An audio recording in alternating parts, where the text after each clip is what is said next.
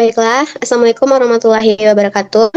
Perkenalkan saya Oriza Setipas, saya sebagai moderator dan rekan-rekan saya yaitu Dapa Fajar Alpala, Muhammad Syafairus, Jeki dan Nazira.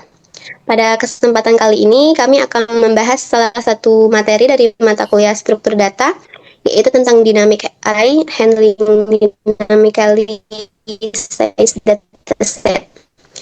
Materi ini akan menjelaskan bagaimana sebuah array dapat menyesuaikan ukurannya secara otomatis sesuai dengan kebutuhan data, serta bagaimana cara kerjanya dalam pengelolaan memori dan operasi dasar seperti penambahan, penghapusan, dan pencari awal disampaikan oleh yang digunakan untuk menyimpan kumpulan data dalam bentuk array. Tetapi dengan kemampuan khusus yaitu ukurannya dapat berubah secara dinamis selama program berjalan. Berbeda dengan static array yang memiliki ukuran tetap sejak awal pembuatan.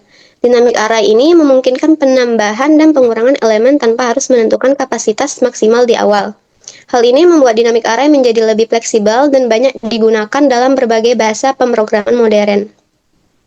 Pada dasarnya, dynamic array itu tetap menggunakan konsep array biasa, yaitu menyimpan elemen secara berurutan di dalam memori dan mengaksesnya menggunakan indeks. Namun, keunggulan utamanya itu terletak pada mekanisme pengelolaan kapasitas ketika sebuah dynamic array dibuat. Biasanya, ia memiliki kapasitas awal tertentu selama jumlah elemen masih berada di bawah kapasitas tersebut. Penambahan elemen dapat dilakukan dengan cepat, akan tetapi ketika kapasitas sudah penuh, dynamic array akan melakukan proses yang disebut resizing. Nah, proses resizing ini merupakan inti dari cara kerja dynamic array. Saat array sudah tidak memiliki ruang kosong, sistem akan membuat array baru dengan kapasitas yang lebih besar. Umumnya 2 kali lipat dari kapasitas sebelumnya. Setelah itu, seluruh elemen dari array lama akan disalin ke array baru tersebut, dan array lama akan digantikan. Meskipun proses ini membutuhkan waktu tambahan, karena adanya penyalinan data, hal ini tidak terjadi setiap saat, sehingga secara keseluruhan kinerja dynamic array tetap efisien. Nah, selain memperbesar ukuran, dynamic array juga dapat mengecilkan kapasitasnya ketika jumlah elemen yang disimpan jauh lebih sedikit dibandingkan kapasitas yang tersedia. Biasanya, jika jumlah elemen kurang dari seperempat kapasitas, maka array akan diperkecil menjadi setengahnya. Tujuannya itu adalah untuk menghemat penggunaan memori agar tidak terjadi pemborosan ruang penyimpanan.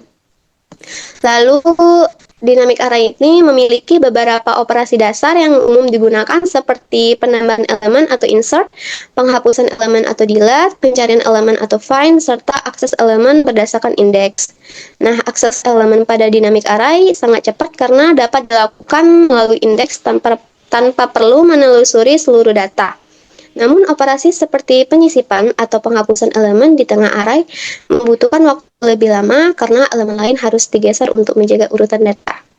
Untuk materi selanjutnya akan disampaikan oleh rekan saya yaitu Nazirah. Baik, saya akan melanjutkan materi yang sudah disampaikan oleh Oriza Sativa.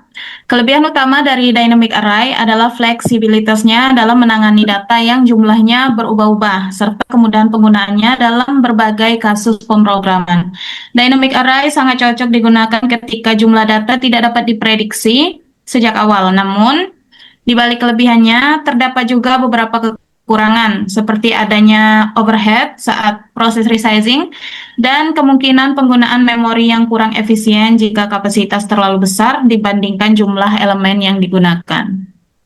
Dalam praktiknya, dynamic array sudah banyak diimplementasikan dalam berbagai bahasa pemrograman. Contohnya adalah list pada Python, array list pada Java, dan vektor pada C++. Implementasi tersebut memudahkan programmer dalam mengelola data tanpa harus memikirkan alokasi memori secara manual. Oleh karena itu, dynamic array menjadi salah satu struktur data yang sangat penting untuk dipahami, terutama dalam pengembangan program yang membutuhkan pengelolaan data secara fleksibel dan efisien. Baik, jadi di sini saya akan menjelaskan program yang sudah dibuat. Jadi di sini ada import core from typing import union, kemudian ada class dynamic array. Class dynamic array adalah implementasi array dinamis. Jadi terdapat 3 karakteristik utama.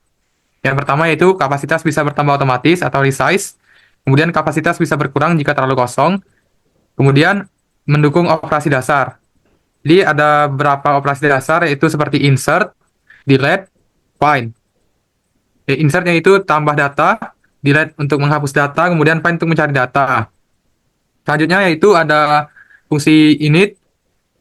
Ini berfungsi sebagai konstruktor. Jadi fungsi pertama kali dijalankan saat objek dibuat. Kemudian ada 3 parameter, yaitu yang pertama initial capacity, kapasitas awal array dengan default 1. Kemudian ada type code, tipe data array, seperti misalnya itu i untuk integer. Kemudian data, list awal sebagai opsional. Kemudian array, struktur array asli dari modul core. Kemudian ada capacity, kapasitas maksimum saat ini. Kemudian size, jumlah elemen yang terisi. Selanjutnya yaitu membuat array awal dengan kapasitas tertentu dengan self array. Kemudian untuk menyimpan kapasitas maksimum array dengan self capacity. Kemudian untuk menyimpan jumlah elemen yang sudah terisi yaitu self size. Kemudian untuk menyimpan tipe data array itu self type code. Jika user memberikan data awal berupa list, maka setiap elemen dimasukkan menggunakan insert. Tujuannya agar tetap mengikuti mekanisme resize. Selanjutnya itu ada fungsi learn untuk mengembalikan jumlah elemen dalam array. Bisa digunakan dengan len array. Kemudian return jumlah elemen. Kemudian ada fungsi get item untuk mengambil elemen berdasarkan indeks. Contoh, array 0. Jika indeks melebihi jumlah elemen, maka akan error. Indeks error. Kemudian untuk memvalidasi agar indeks tidak keluar batas, gunakan if. Jika terdapat indeks error, maka akan muncul indeks di luar batas. Kemudian untuk mengembalikan nilai array menggunakan return self array index. Selanjutnya itu akan dijelaskan oleh Jackie. Baik, selanjutnya saya akan menjelaskan atau melanjutkan dari yang Pak Heru jelaskan tadi. Di sini ada fungsi wrapper. Di sini gunanya itu untuk menampilkan isi array dalam bentuk string. Bukan hanya menampilkan elemen yang terisi, bukan seluruh kapasitas array. Nah, menggunakan switching untuk ambil data aktif saja. Di sini kita menggunakan return wrapper. Nah, di sini selanjutnya ada fungsi iter. Ini fungsinya membuat objek bisa digunakan dalam perulangan atau for loop. Contohnya for x in array print x. Nah, menghasilkan elemen satu persatu. Di sini gunanya di sini kita bisa menggunakan for i in range atau perulangan. Selanjutnya yaitu adalah ada fungsi is full. Nah, di sini fungsinya itu untuk mengecek apakah array sudah penuh. Return true jika penuh, false jika masih ada ruang. Nah, selanjutnya yaitu ada fungsi double size.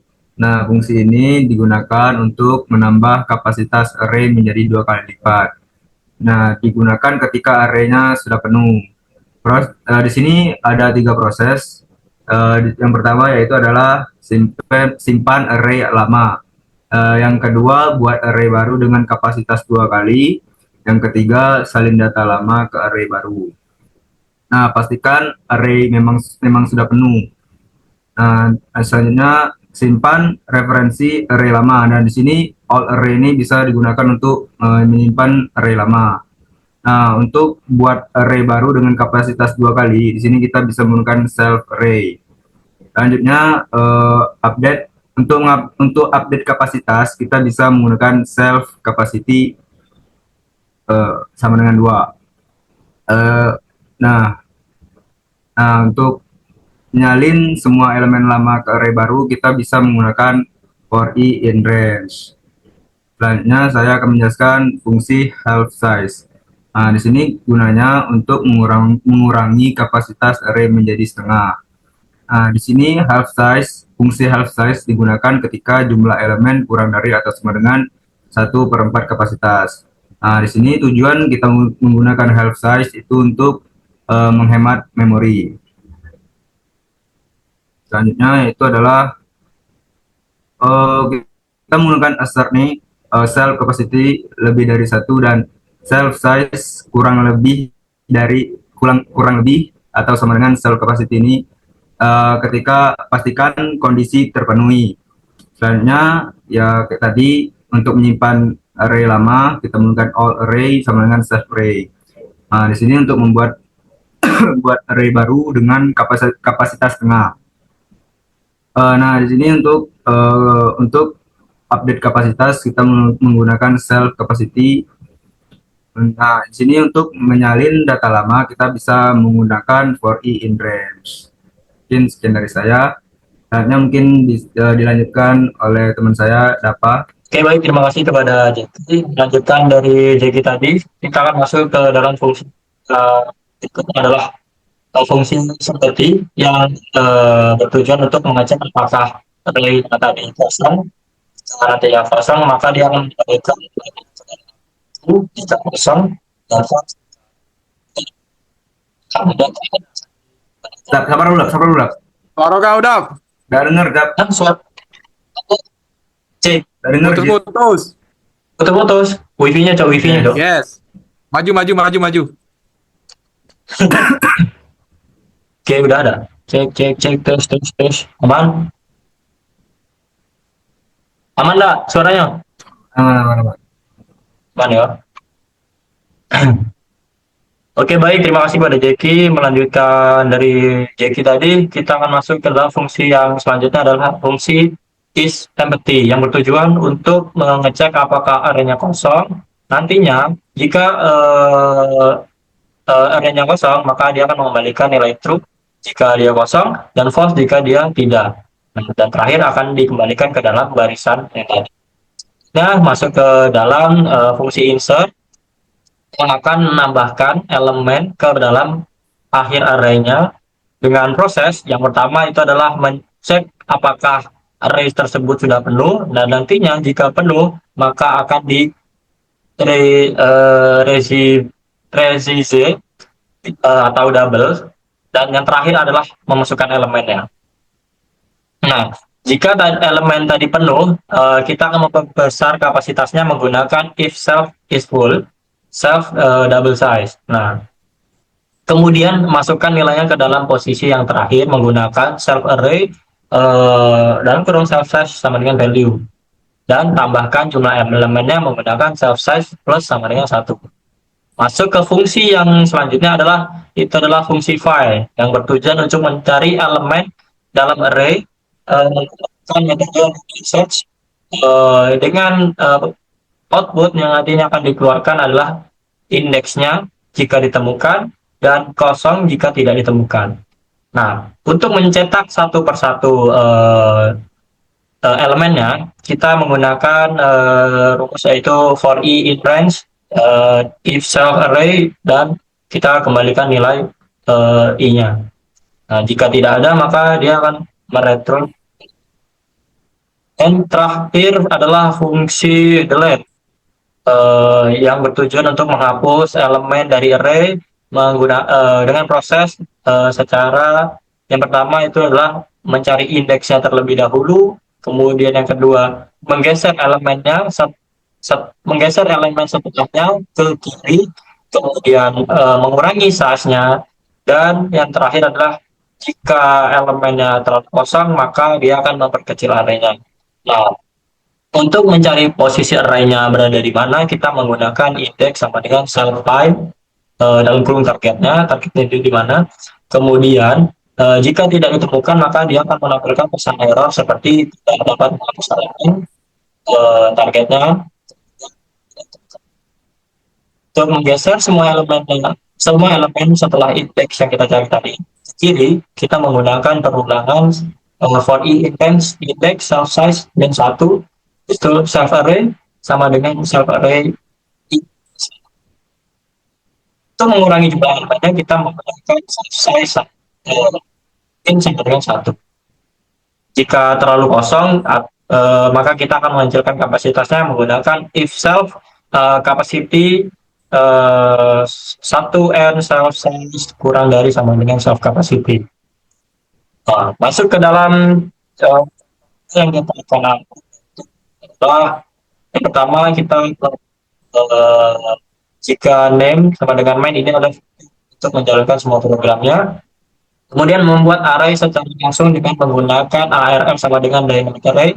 Data yang tadi, yang kosong tadi kita isi dengan beberapa array yang sudah kita siapkan. Kemudian masuk ke bagian yang print isi array. Kita akan menampilkan semua array-nya secara sekaligus di baris di output yang pertama. Dan output yang kedua, kita akan menghapus nilai 30 ini dari dalam array-nya. Kemudian yang ketiga yaitu kita akan mencari posisi nilai 40 pada array-nya. Kemudian kita akan menambahkan nilai 60 dan 70 ke dalam array-nya. Jika dijalankan maka dia akan menghasilkan program seperti ini.